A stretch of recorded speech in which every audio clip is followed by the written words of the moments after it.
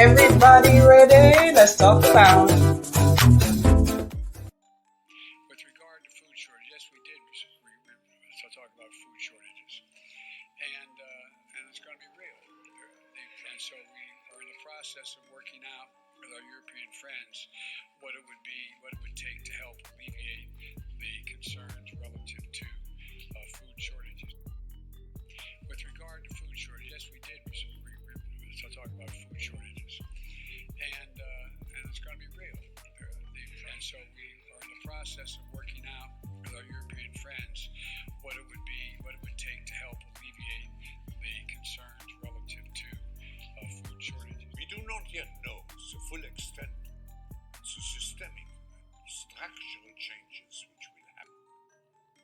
However, we do know that global energy systems, food systems, and supply chains will be deeply affected. The country produces about 10% of the entire world's wheat, 14% of the world's corn, and half of its sunflower oil. And as Jacob Soboroff found in western Ukraine, all of that is now under threat because of the Russian invasion.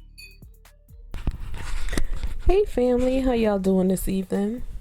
So I'm on here today to talk about food shortage. As you just heard, those gentlemen, Biden and Klaus Schwab, they're talking about how we're going to have a food shortage. You also heard about Ukraine, how they give us the wheat and the corn and the sunflower oil. And because of the war, we're now in turmoil. So there's going to be a shortage. Okay? What we need to understand is that this shortage came about from before the Ukraine war. Do you guys remember when we had the pandemic, when it first started, and they closed schools and they closed restaurants and so forth? Well, the farmers had to destroy their crops because they had no one to sell them to. So that started the food shortage. I remember hearing rumors of how the government was paying these farmers not to grow food and so forth. How true that is, I don't know. So, you have the fact checkers that check these facts and they stated that it wasn't so. So now here we are in 2022 and I can see there's a food shortage. My neighbor the other day asked me if I could stop at the grocery store and pick up some formula for her baby. When I stopped in the grocery store, I stopped at like 4 or 5 stores, and the formula shelf was crazy. You know how you have Enfamil and Good Start and Similac and all the varieties?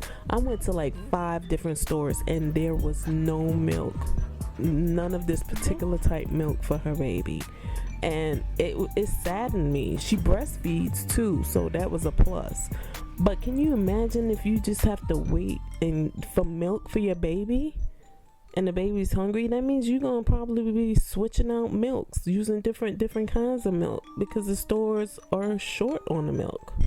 So I thought that was very, very sad.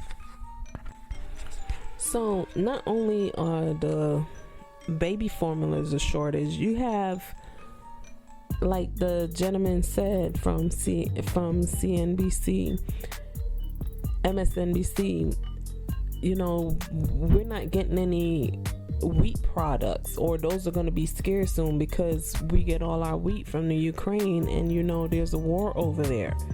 China produces a lot of our food as well, and China's going through their thing now.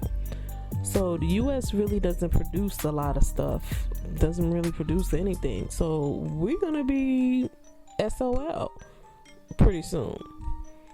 Okay, I want y'all to look at these videos and look at the processing plants. Now the processing plants are going through fire after fire.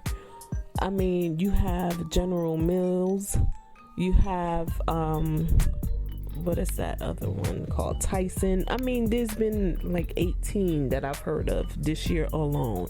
Whether it's a fire, whether there's been an airplane that crashed into the building, and these places are burning down.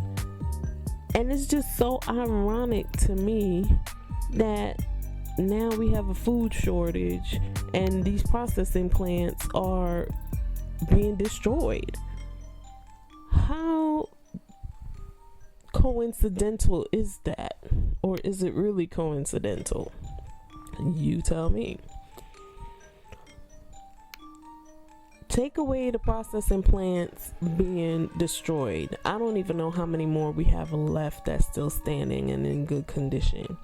But take away the processing plants being destroyed. Now,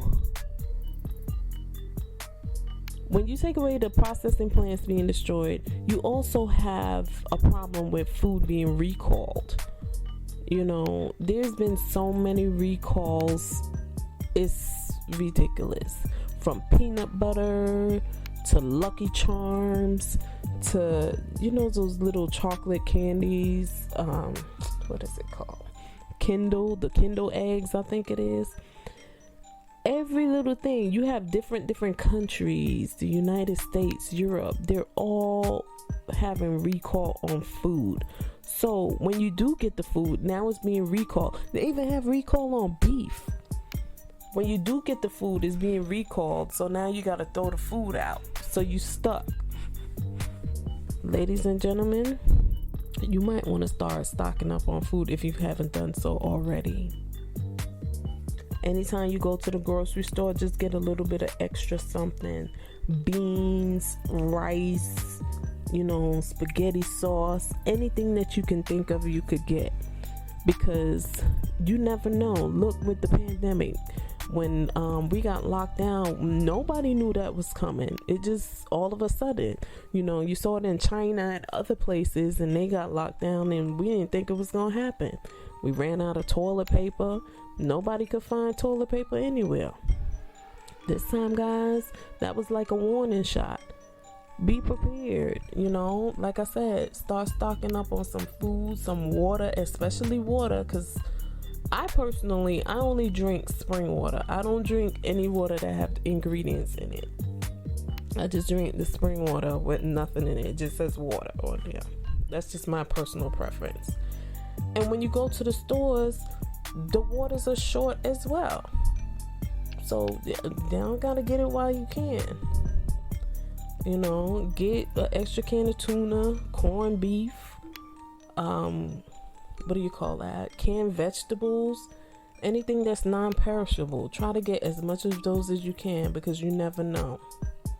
And ladies, make sure you stock up on some feminine hygiene products. Get you some deodorant, get you some girly stuff. You know, bathing soap. Get a couple of bathing soap, couple bars. Just buy them and have them. Worst case scenario, you can still use them. You know, laundry detergent. Laundry detergent is, them prices is going up high. Get any little thing you can. Put them underneath your bed. Put them up in your closet. Put them some. And you see this sucker right here? You see him right here? Child. You hear what he say, right? You hearing what he's saying? And we have to make sure that we're ready because there will be another pandemic. And so this time, I think people will pay attention. And we have to make sure that we're ready because there will be another pandemic. And so this time, I think people will pay attention.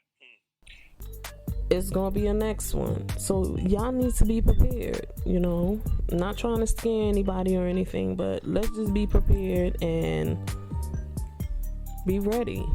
Live as comfortably as you can while we can.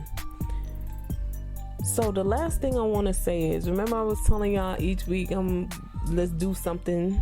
This week I would like for us to fold up the clothes that's in your bed and make your bed. When you do laundry and you have clothes there and you put them on the bed, don't sleep with the clothes in the bed. Fold those clothes up and make your bed in the morning before you leave for work or school or wherever you gotta go. Make your bed. You will feel so much better. Anyway, I will talk to you guys later.